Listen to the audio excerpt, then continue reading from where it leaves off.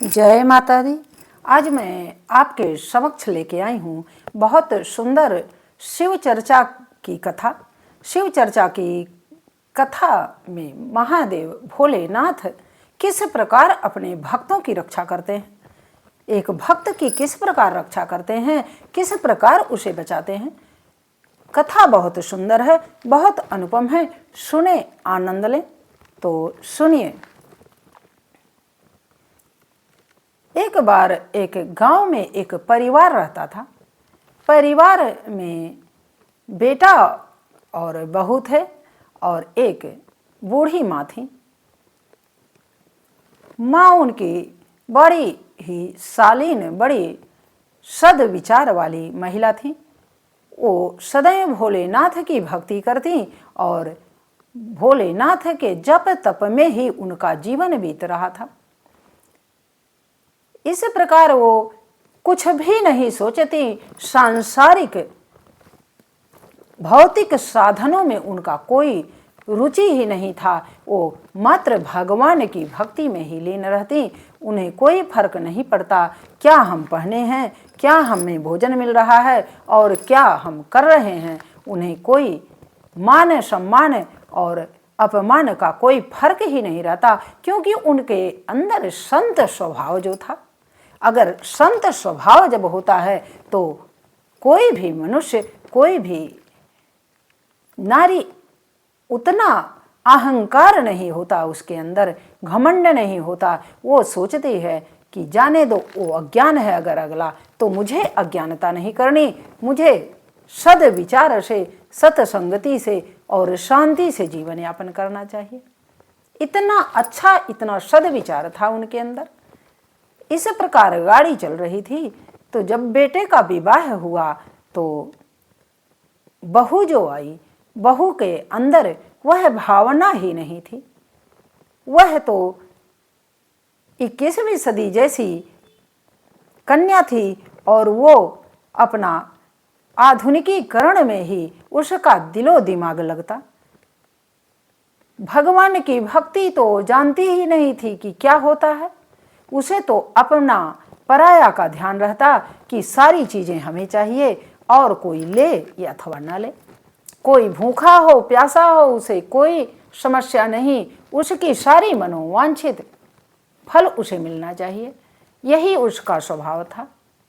धीरे धीरे समय बीतता गया, लेकिन ये इनकी माताजी जो थी वो कुछ नहीं, उन्हें कोई चिंता नहीं रहती। उनका नाम था सुमति। सुमति जैसे नाम था, जैसे यथा नाम तथा गुण था।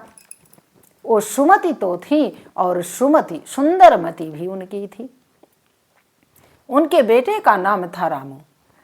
अब वो अपना चुपचाप भगवान के भजन में रहती और कहीं भी सत्संग होता, शिव जी की चर्चा होती, महादेव का कोई भी भजन कीर्तन होता, वो अगर बुलावा आया तो भी अच्छा, नहीं आया तो भी वह भगवान के कृपा से वहाँ पहुँच जाती।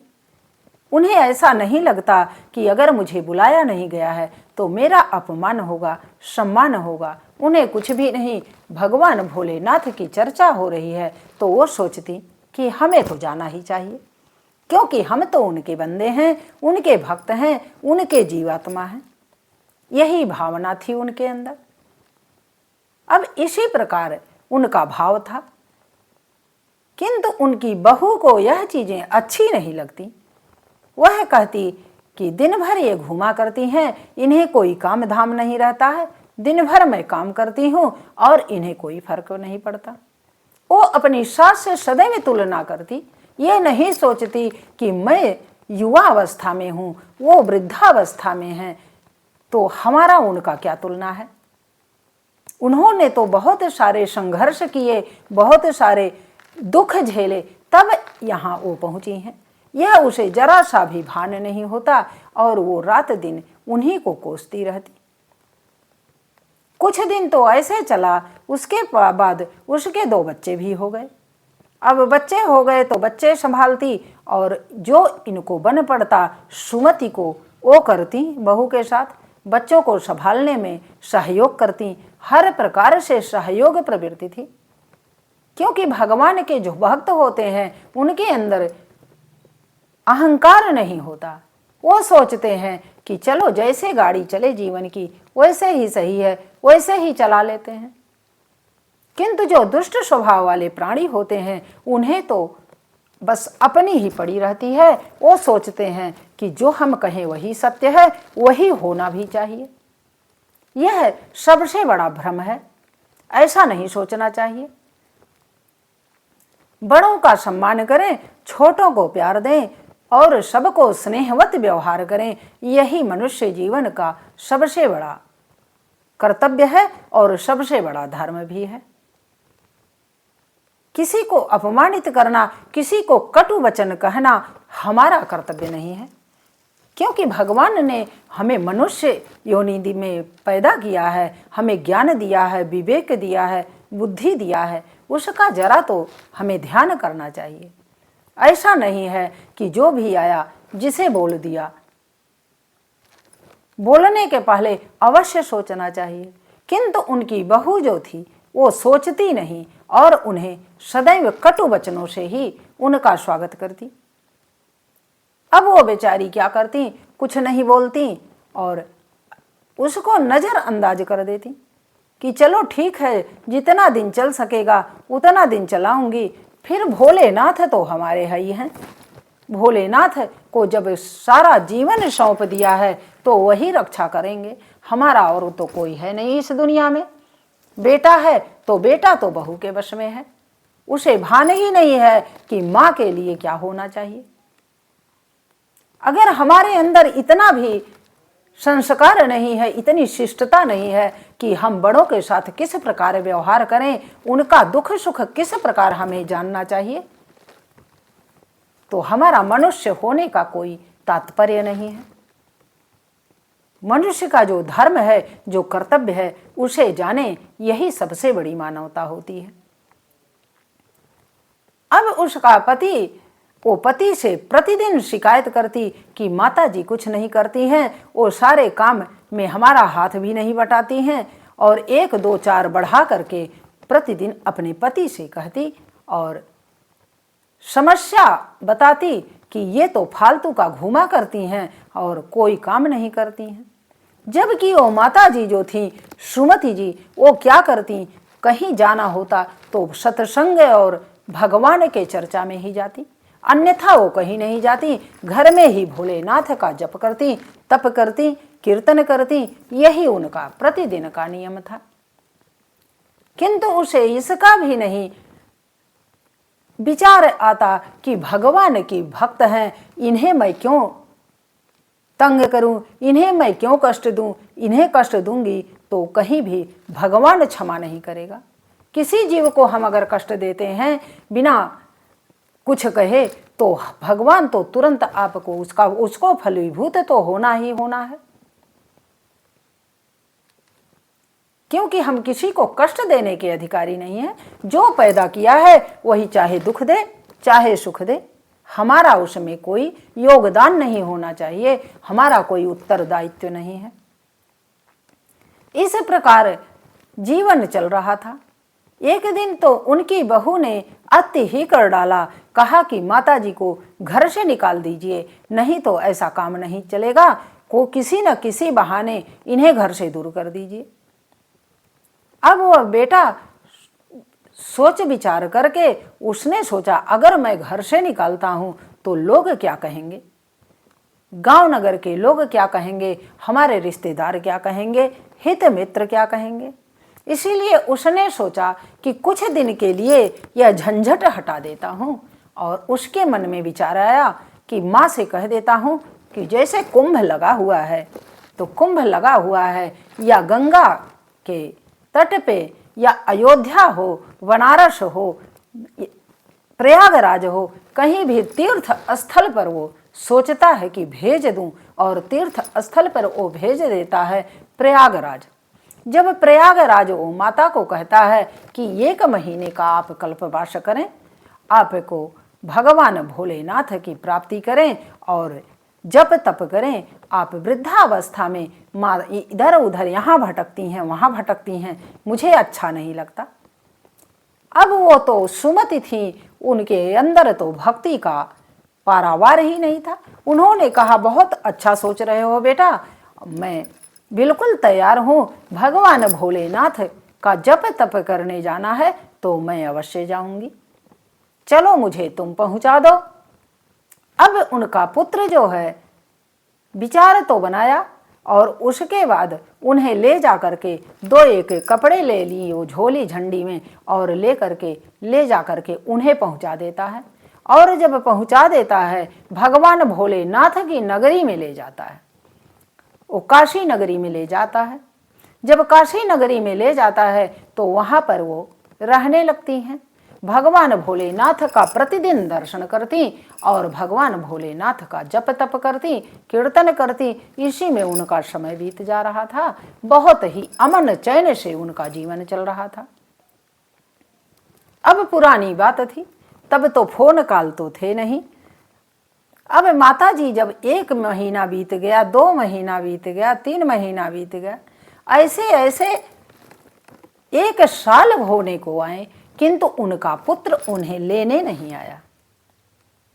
अपनी पत्नी के बहकावे में वो माँ को ही भूल गया कि हमारी माँ किस प्रकार वहाँ होंगी, कौन सा दुख पड़ रहा है, कौन सा सुख पड़ रहा है। वृद्धावस्था का जीवन है, उनका कोई सेवा करने वाला नहीं है, यह भी उसके अंदर लेस मात्र विचार नहीं आया। ऐसे ऐसे लोग हैं, कहाँ से वो सुख पाएंगे, कहाँ से उनके जीवन में शांति मिलेगी। जब इतना निम्न विचार जिसका होगा वो कहाँ से सुख पाएगा, बताइए। ऐसा नहीं होना चाहिए। बंधुओं एवं बहनों, आप सबसे यही निवेदन है कि कभी भी ऐसा ना करें, अपने माता पिता का कभी निरादर ना करें, अपने बड़े बुजुर्गों का निरादर ना करें, उनके सुख दुख में सदैव शामिल हों, सदैव उनका सबसे प्रथम रखें, उनकी सेवा को, उसके उपरांत अपने लिए करें। देखिए आपका जीवन कैसा स्वर्ग जैसा जीवन होगा। सारी सुख सुविधाएं, आपके घर में शांति का माहौल बनेगा। सुख और शांति है क्या? यही तो है सुख और शांति कि हम सकारात्मक कार्य करें और उसी में हमारे मन को शांति मिलती है, वही सुख और शांति है। भौतिक साधनों से थोड़े न हमको सुख और शांति मात्र मिल सकता है, अर्थ से मात्र हमें साधन मिल सकते हैं। अंतर मन की शांति तो हमें संतोष से ही मिलता है। लिखा ही गया है कि गोधन गज धन बाज धन और रतन धन खान, और जब आवे संतोष धन सब धन धोरी समान। तो संतोष अगर मन में है तो हर जगह शांति है।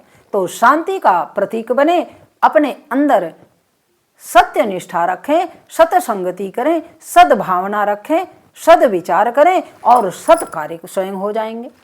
तो इस प्रकार अगर आप जीवन जीते हैं तो आपका कल्याण ही कल्याण है। और भोलेनाथ को ऐसे ही भक्त प्रिय हैं। छल कपट वाले तो बिल्कुल भगवान परमात्मा को प्रिय नहीं होते हैं। तुलसी बाबा ने भी लिख दिया है कि लिखा गया है कि मोह ही कपट छल छिद्र न भावा, कि भगवान को छल कपट वाले जीवात्मा नहीं पसंद हैं। अब यही छल कपट कर रहा था उनका पुत्र सुमति का। अब उनकी बहू जो है इसी प्रकार जीवन जी रही थी, तो इनके जाने के बाद वो अपने स्वतंत्र हो गई। स्वतंत्र क्या कहें, उसे स्वच्छंद हो गई और ढेर सारे भौतिक साधनों के चक्कर में उसने यह सोचना भी छोड़ दिया कि मेरे पति क्या कमा रहे हैं, क्या नहीं कमा रहे हैं। 10 रुपया कमाते 20 का खर्च करती और बहुत सारे घर में संसाधन जुटा लिए और संसाधन से में बहुत सारे पैसे खर्च किए। जब पैसे सर्वाधिक खर्च करने लगी तो घर में तंगी का माहौल बन गया। अब इतनी तंगी आने लगी कि उनके घर खाने पहनने के भी लाले पड़ गए। क्योंकि जब हम कोई भी काम सोच समझ के नहीं करते हैं, कि लिखा गया है कि उतना पाँव पसारिए जितनी लंबी ठोर। अगर हमारी कमाई जितना है उतने में ही चलना उत्तम होता है। प्रारंभिक आवश्यकताएं सर्वप्रथम इंसान को पूरा करनी चाहिए। उसके उपरांत जो भी हो सके आवश्यकता से अधिक करने का प्रयास नहीं करना चाहिए। अब उनकी बहू इस प्रकार खर्च करती कि उनके घर में बहुत ही अर्थ की कमी हो गई। जब अर्थ की कमी हो गई तो घर में प्रतिदिन पति पत्नी में कलह कलेश होने लगे और इधर इतने संसाधन इन्होंने जुटा लिए कि गांव वाले यही सोचने लगे कि जब से इसकी मां गई है तब से यह बहुत धनी हो गया है, क्योंकि कर्ज से सब कुछ ले लिए, गाड़ी घोड़ा सब कुछ उनके दरवाजे पर, ऐशो आराम की सारी वस्तुएं हो गईं और अंतर में क्या झेल रहे हैं किसी को क्या पता।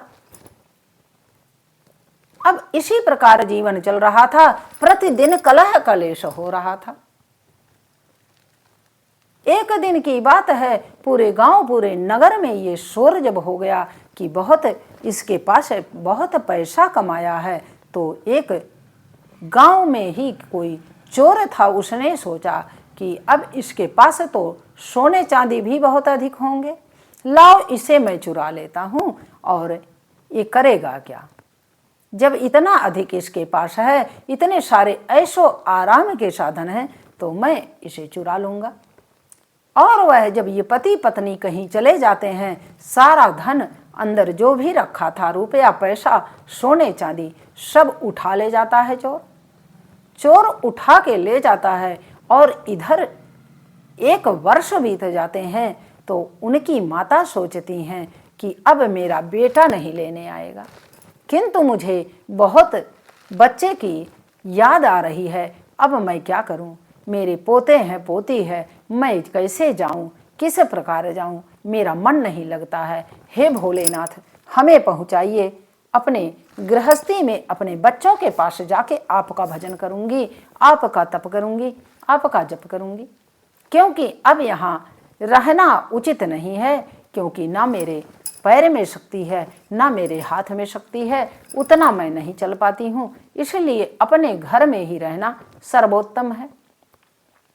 इस प्रकार उन्होंने भगवान भोलेनाथ से प्रार्थना किया और धीरे धीरे वो चल दी वहां से चलते चलते महीनों लग जाते हैं उन्हें, और 1 महीने के बाद ही पहुंच पाती हैं। तो पहुंचती हैं एक जंगल में, गांव के समीप थोड़े एक जंगल होता है, उस जंगल में पहुंच जाती हैं। जंगल के पास एक वृक्ष के नीचे वो सोचती हैं थोड़ा विश्राम कर लेती हूँ, पैर में बहुत दर्द है, अब चलना मुश्किल है, तो आज रात यहीं विश्राम कर लूंगी, क्योंकि गांव के निकट वो बाग टाइप का जंगल था।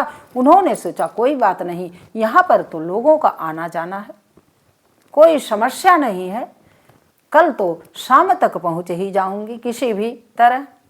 यह सोचकर वो विश्राम करने के लिए उस वृक्ष के नीचे अपना चद्दर फैलाती हैं, जो भी उनके पास वस्त्र था उसे वो फैला करके बैठती हैं और थकान से वो लेट जाती हैं। इधर ये चोर जो है चोरी करके वहीं जाता है, उसी जंगल में जाता है और उसी वृक्ष के नीचे वह भी जाके बैठता है और सोचता है कि आज तो बहुत सारा माल मुझे मिला है, आज तो मुझे बहुत अच्छा मिल गया, अब तो बहुत दिनों तक मैं इसका सेवन करूंगा, मुझे कमाने धमाने की आवश्यकता नहीं है। यही सोचकर वह चोर बैठता है। तो रात्रि हो जाती है, तो माता सुमति से पूछता है कि मैया आप कहाँ जाएंगी और क्या बात है, क्यों यहाँ रुकी हुई हैं।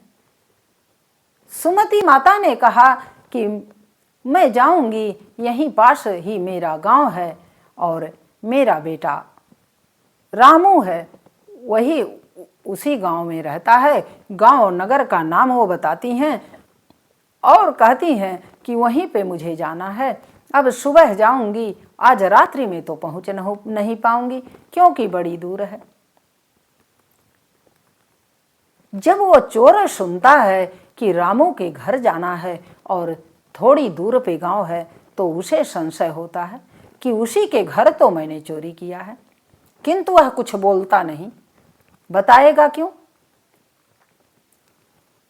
अब वो सुमति माता कहती क्या हैं कि अच्छा तुम कहाँ गए थे? वो कहता है मैं गया था अपने कार्य रोजी रोजगार से के काम से गया था, रात्रि हो गई है तो इसलिए माता मैं यहीं रुकूंगा रात्रि में और सुबह जाऊंगा अपने घर। तो माता बड़ी प्रसन्न होती हैं, वो कहती हैं ठीक है बेटा आप रहो, रात्रि भर सत्संग करेंगे, भगवान की चर्चा करेंगे, महादेव की चर्चा करेंगे और रात्रि बीत जाएगी और सुबह तुम अपने घर चले जाना, मैं अपने घर चली जाऊंगी। और जब यह कह करके माता लेटती हैं और बात करती हैं, भोलेनाथ की कथा करती हैं, उनकी चर्चा करती हैं, सत्संग करती हैं, वो सुनता रहता है और अपना सारा सामान वहीं बिखेर देता है। देखता है कि क्या क्या मुझे मिला है, क्योंकि मन तो भौतिक साधनों में उसका था। जब सारा सामान निकलता है तो ये सामान को पहचान लेती हैं, कहती हैं ये तो मेरे घर का है, मेरी बहू का गहना है, ये कहाँ से इसको मिल गया। किंतु वो कुछ बोलती नहीं है, क्योंकि वो डर रही थी कि अगर मैं कुछ कहूँगी तो ये कहेगा आप गलत कह रही हैं, तो कौन जाए कहने, महादेव की जो दया होगी वही होगा। मुझे क्या करना है अब जेवर और गहने से, मुझे तो भगवान महादेव रूपी रत्न मिल गया है, अब उन्हीं का नाम मिल गया है, उन्हीं का नाम, उन्हीं का सत्संग, उन्हीं की चर्चा में जीवन बिताऊंगी। मुझे क्या आवश्यकता है इन जेवर और गहनों की और संसाधनों की। यही सोच के वो कुछ नहीं बोलती। जब कुछ नहीं बोलती, रात्रि भर भगवान भोलेनाथ का सत्संग करती हैं, उनकी चर्चा करती हैं, उनके जप की महिमा बताती हैं कि भगवान भोलेनाथ का जो भक्त होता है उनका वो सदैव कल्याण करते हैं। इस प्रकार भगवान भोलेनाथ की जब बड़ाई करती हैं, उनके सारी महिमा बताती हैं, तो उसके मन में धीरे धीरे सकारात्मक ऊर्जा का प्रवेश होता है और वह उसके अंदर विरक्ति की भावना आ जाती है। उस चोर के अंदर जब विरक्ति की भावना आ जाती है तो वो सीधे सीधे माता से बता देता है कि माता मैं उसी जिस रामू की आप बात कर रही हैं, उसी रामू के घर ही मैं रात्रि में चोरी किया हूँ और चोरी किया हूँ। अब मुझे बहुत बड़ा प्रायश्चित हो रहा है कि मैं अब क्या करूँ। मुझे तो ऐसा कार्य नहीं करना चाहिए था, किसी को मैंने दुख दिया है तो वह दुख मुझे मिलेगा। इस प्रकार उसके अंदर सकारात्मक बुद्धि आ जाती है। जब सद्बुद्धि आ जाती है, सद्ज्ञान आ जाता है, विवेक आ जाता है, तो वो माता से सब बता देता है। माता कहती हैं कि कोई बात नहीं, अगर आपने प्रायश्चित कर लिया तो भोलेनाथ क्षमा कर देंगे। अब आगे आप अपने जीवन में कभी भी किसी को कष्ट देने का काम मत करना और भगवान भोलेनाथ की भक्ति करना, उनका जप करना, तप करना, उनकी चर्चा करना। भगवान भोलेनाथ है तो भोले है ही हैं, वो सदैव सबको क्षमा कर देते हैं और जो मांगता है सबकी मनसा पूरी करते हैं, क्योंकि वो तो बहुत बड़े दानी हैं। अवघड़ दानी उनका नाम ही पड़ा है। तो इस प्रकार जब माता उसे समझाती है तो वो कहता है कि माता चलिए मैं आपके साथ चलता हूँ और सारा उसका जो मैं चोरी करके लाया हूँ उसे मैं ले जाकर उसे दे दूंगा, अब मुझे और उससे मैं क्षमा मांग लूंगा। तब माता को लिवा जाता है वो सुमति माता को और उसके घर पहुंचा देता है। तो बेटा बहू को बहुत आश्चर्य होता है, वो रोते बिलखते हैं और जाने पर बहुत प्रायश्चित करते हैं कि हे माता आपके लिए मैंने इतना गलत विचार रखा, अब आप नहीं रहेंगी तो हमारे घर की लक्ष्मी चली गई थी, हमारे घर में कलह क्लेश उत्पन्न हो गया था, हमारे घर न दीप जल रहा था, न धूप जल रहा था, न भगवान भोलेनाथ का कोई नाम लेने वाला था, इसलिए हम लोग बहुत संकट में पड़ गए थे। इसलिए हे माँ अब आप कहीं मत जाओ, हम दोनों आपकी सेवा करेंगे और अगर सेवा करेंगे तो परमात्मा तो स्वयं मेवा देने के लिए तैयार है। और उन्हें सद्बुद्धि हो गई, उन्हें बुद्धि विवेक भगवान भोलेनाथ की कृपा से हो गई। और जैसे ही सुमति माता घर आई, उनका सारा खोया हुआ धन भी वापस आ गया और उन्हें सद्बुद्धि भी आ गई। और उनकी बहू अपने सद्मार्ग पर चलने लगी, अपनी सास की सेवा करने लगी और बेटा बहू दोनों उनके शिष्टाचार संस्कार के साथ रहने लगे। तो भगवान भोलेनाथ जिस पर कृपा कर देते हैं उसका तो सब कुछ बदल देते हैं। दुर्बुद्धि को सद्बुद्धि में बदल देते हैं, अंधकार को प्रकाश में बदल देते हैं। तो उनकी महिमा तो अपरंपार है। आप भी भक्ति करें और उसका लाभ उठाएं, भगवान भोलेनाथ के चरणों में लगे रहें। यही हमारी प्रार्थना है, यही हमारी विनती है। तो बोलिए जय जय भोलेनाथ की। अगली वीडियो में पुनः लेकर आऊँगी, तब तक के लिए बहुत बहुत धन्यवाद।